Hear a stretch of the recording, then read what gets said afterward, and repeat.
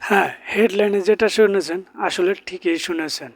LED display বা smart LED display বা smart TV বা স্মার্ট টিভির এলইডি ডিসপ্লে এগুলা ঠিক করা আসলে ঠিক না।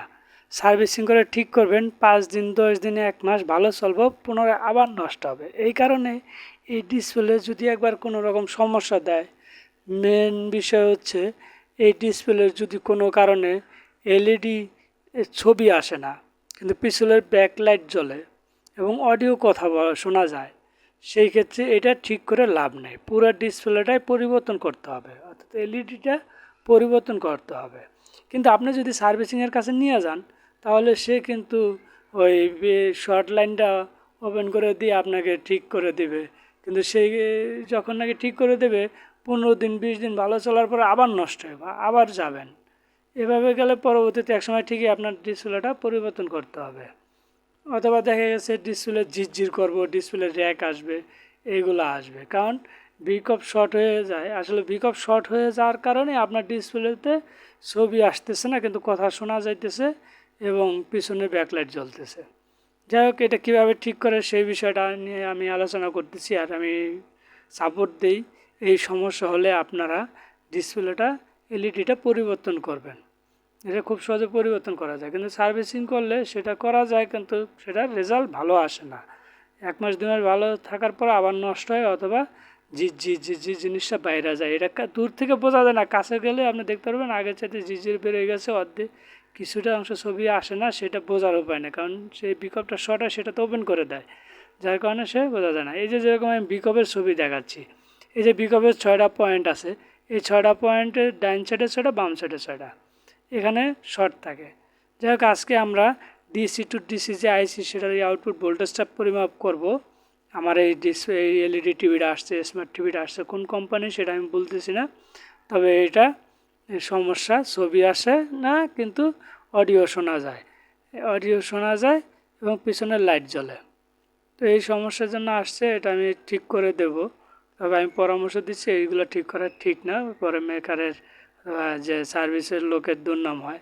প্রথম মিটার সংযোগ করার ক্ষেত্রে প্রথমে নেগেটিভ পয়েন্টটা বডির সাথে ফিক্সড করে নেবেন এবং পজিটিভ পয়েন্ট দিয়ে সব জায়গায় পরিমাপ করবেন। তাহলে আপনার কাজ করতে সুবিধা হবে এবং বুঝতে সহজ হবে। যাই হোক, এখানে আমরা যে আউটপুটের বোল্ট সমস্যা, সেটা আমরা ফাইন্ড আউট করব। বেশিরভাগই এই সমস্যা হয় যে আমি এখন সুইচ দিলাম, এলইডিটা অন হয়েছে, যে জায়গায় পিছনে লাইট আসছে কিন্তু কোনো ছবি আসবে না। পিছনে লাইট আসছে কিন্তু এখানে বোঝা যায় না। যদি হাতটা টাচ দিই তাহলে একটা আলোর মধ্যে একটা বাড়ি দিবে, তাতে বোঝা যায় যে ব্যাকলাইট অন হয়েছে কিন্তু কোনো ছবি নেই। কিন্তু ডিজেল লাইন কানেকশন করলে অডিও হবে। যাই হোক, এখানে আমি যে ভোল্টেজগুলো মাপবো সেটা V1 voltage, VGH voltage, DD voltage মাপবো, ভিকম ভোল্টেজ মাপবো, অফ ভোল্টেজ মাপবো, VGL ভোল্টেজ মাপবো। এখানে এই সার্কিটে VGL ভোল্টেজটা 18-16, চায়না সার্কিটে 18-16 এরকম থাকে, এবং অফ ভোল্টেজটা 6-7 এরকম থাকে।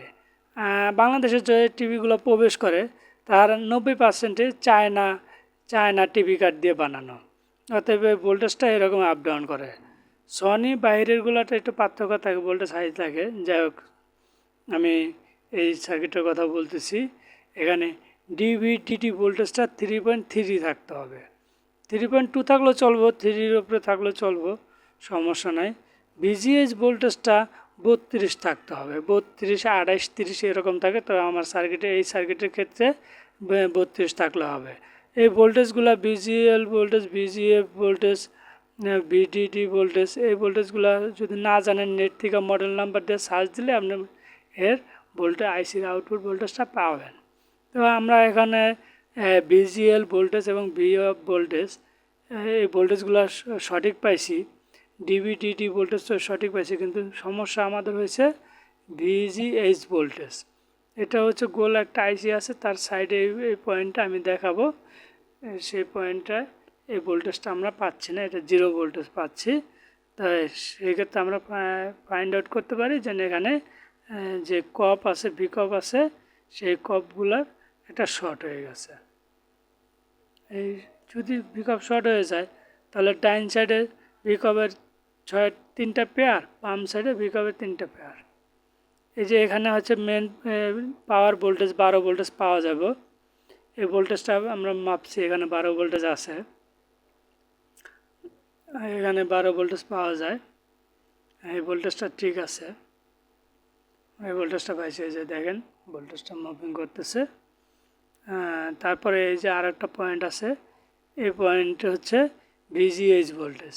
এটা 32 পাওয়ার কথা, কিন্তু আমরা 32 পাচ্ছি না, এই ভোল্টেজটা আসতেছে না। এটাই আমাদের আসতে পারলে আমাদের সার্কিটটা ওকে 100% ওকে আছে। তবে এটা শর্ট হয়ে আছে, শর্ট হয়ে আমাদের এখানে যে ভোল্টেজ ড্রপ করার কারণে 0 ভোল্টেজ দেখাচ্ছে। এই ড্রপটা কাটছে, বিকপটা শর্ট। বিকপের 3টা জোড়া, ডাইন সাইডে 3টা জোড়া, বাম সাইডে 3টা জোড়া। তো বিকপের লাইন সবাই কাইটা দেয়, যে শর্ট পয়েন্টটা থেকে শর্ট পয়েন্টটা খুঁজে, তখন এই বিকপের ওই যে পেয়ারটা ওপেন করে দিলে তখন এই ভিজিএস ভোল্টেজটা চলে আসে এবং তখন ডিসপ্লেতে ভিডিও চলে আসে, দেখা যায়। তো বিকপের লাইন প্রথমে বাম সাইডের পেয়ার, যে এটা 3টা পেয়ার, এই যে কোনো একটা পেয়ার, এই যে বিকপের লাইন দেখেন ডাইন সাইডে বাম সাইডে দুইটাই আমি কাটতে ফেলাইছি, কারণ আমি ডাইন সাইডের সমস্যা ফাইন্ড আউট করছি, প্রথমে কাটছি কিন্তু আমি তখন সমস্যার সমাধান হয় নাই। পরবর্তীতে আবার বাম সাইডে কাটছি, বাম সাইডে বিকপের লাইন শর্ট যেটা সেটা কাটার পরে আমার ডিসপ্লেতে সম্পূর্ণ ভিডিও আসছে, ওকে হয়েছে। তো এখানে এই বিকপের 3টা পেয়ারের যে কোনো এইগুলো পেয়ারগুলো হচ্ছে সিরিজ, একটা শর্ট হয়ে গেলে তখন ভোল্টেজ ড্রপ খায়, যার কারণে এটা ভিডিও আসে না। এই যে আমি বাম সাইডে প্রবলেমটা পাইছি, ডাইন সাইডে পাই নাই, বাম সাইডে পরবর্তীতে প্রবলেম পাইছি। এটা আমি সুন্দর করে কাটিং করে দিচ্ছি ব্লেডের মাধ্যমে। এটা ব্লেড অথবা কাটিং নাইফ, যে কোনো সূক্ষ্ম চাকু দিয়ে এই কাজটা করা যায়। এবং শর্টটা ফাইন্ড আউট করার পরে শর্টটা ওপেন করে দিয়ে বাকি লাইনগুলো সোল্ডারিং করে আবার জোড়া দিয়ে দিতে হয়, লাইন করে দিতে হয়, তাহলে আপনার টিভিটা হয়ে গেল, এটা হয়ে যাব। অর্থাৎ আমি এই ডাইন সাইডে কাটার কারণে এটা পরে এখন আবার আমি ডাইন সাইডে সোল্ডারিং করে দেব, বাম সাইডে আমি যেটা শর্ট হয়েছে সেটা ওপেন রেখে বাকিগুলো সোল্ডারিং করে দেব। এখন যেই একটা বিকপ লাইন আমি ওপেন রাখছি, যেটা শর্ট হয়েছে সেটা ওপেন রাখছি, এখন যখন নাকি আমার ভিডিও দেখব তখন কিন্তু ওই একটা লাইনের কারণে জিরা আসবে অথবা র্যাক আসবে, যেটা দূরে থেকে দেখা যাবে না। কিন্তু ডিসপ্লের খুব কাছে থেকে যখন আপনি তাকায় দেখবেন তখন আপনি বুঝতে পারবেন আসলে এই জায়গায় এই সমস্যাটা হয়েছে। এই জন্য এই টিভিটা তখন একটু ক্লিয়ার দেখা যাবে না, দূরে থেকে ক্লিয়ার দেখা যাবে, কাছে গেলে ক্লিয়ার দেখা যাবে না, বোঝা যাবে যে এই টিভিতে ডিসপ্লেতে সমস্যা আছে। আরেকটা বিষয়, যে এই শর্ট করে দেওয়ার পরে শর্ট ওপেন করে দেওয়ার পরে যখন ডিসপ্লে রেডি হয়ে যাব, এইটা যে ভোল্টেজটা 32 ভোল্টেজ যেই বিকপ লাইনের ভেতর দিয়ে প্রবাহিত হইতো, যেই কারেন্ট নিত, এখন একটা লাইন বাদ দেওয়ার কারণে বাকি যে বিকপ লাইন আছে এর ভেতর কিন্তু এখন ওটার প্রেশারটা যায় পড়বো।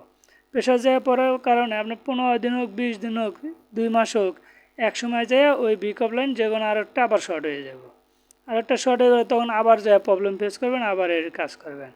এই পয়েন্টের এই সমস্যার জন্য আমি কয়েকবার দেখছি যেন একটা টিভি বারবার আসে। লাস্টে এর সমাধান হচ্ছে এর ডিসপ্লেটা পরিবর্তন করা। এখন এই ডিসপ্লে পরিবর্তন করলে এবং ভালো মানের একটা ডিসপ্লে যখন লাগাবেন তখন এটা স্থায়ী সমাধান হয়ে গেল। তা এছাড়া আপনি বারবার যদি বিকপ লাইন ওপেন করেন, শর্ট লাইন ওপেন করে সোল্ডারিং করে চালাই দেন, কিন্তু সেটা কিছুদিন পর আবার সমস্যা হবে। এই কারণে আমি সাজেস্ট করছি, যদি কখনো অডিও আসে এলইডিতে এবং এলইডি ব্যাকলাইট জ্বলে, অর্থাৎ হাত দিলে টাচ দিলে সাদা আলোর একটা ফুলকি আসে, তখন বুঝতে পারবেন এটা বিকপ লাইন শর্ট, এবং এর ক্ষেত্রে এই কাজটা করা যাবে না। এই যে যেরকম আমি সোল্ডারিং করে দিচ্ছি, সূক্ষ্মভাবে সোল্ডারিং করে দিচ্ছি, বিকপের লাইনগুলো কানেকশন করে দিচ্ছি, এভাবে কানেকশন করে দিতে হয়। এভাবে কানেকশন করে দিলে এটা রেডি হবে, চলবে। তবে আমি সাজেস্ট করব এইভাবে কানেকশন না করে পুরো এলইডি সেটটাই পরিবর্তন করা, এটাই হচ্ছে স্থায়ী সমাধান। Thank you for watching video.